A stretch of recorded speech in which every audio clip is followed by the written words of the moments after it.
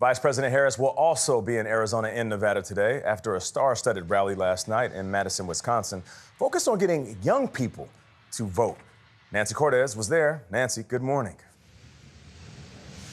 Good morning, Nate. Here's a stat for you. Harris currently leads among young voters ages 18 to 29 by 23 points nationwide, according to our polling. And so it's in her campaign's interest to try to drive up vote totals in college towns like this one.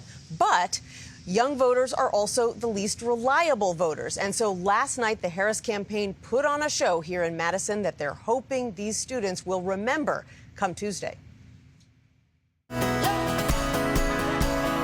Rally or rock concert? In Madison, Wisconsin last night, the vice president's warm-up acts were famous in their own right.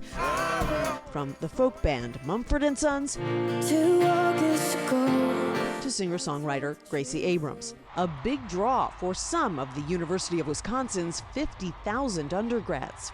I have already gone to Memorial Union and voted early for Vice President Kamala Harris. Yeah. Come here, let's just meet. Before taking the stage, Harris visited with the Badgers women's volleyball team. In the arena, her comments about reproductive rights got the loudest applause from this young crowd. The fundamental freedom of a woman to make decisions about her own body. I see it in the women who refuse to accept a future without reproductive freedom. And the men who support them.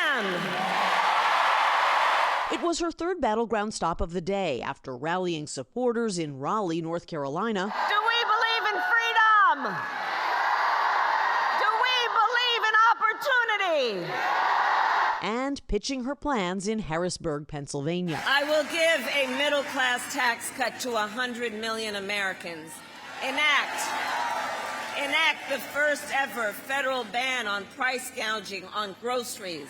She also got a surprise boost from a well-known Republican. Former California Governor Arnold Schwarzenegger announced he's voting for Harris because of Trump's refusal to accept he lost in 2020. Rejecting the results of an election, Schwarzenegger wrote, is as un-American as it gets. Today, Harris heads west to campaign with film and music superstar J.Lo. J.Lo, of course, is one of several major artists of Puerto Rican descent who spoke out on Sunday after a comedian at one of Trump's rallies described Puerto Rico as a floating island of garbage. Tony. Nancy, thank you very much.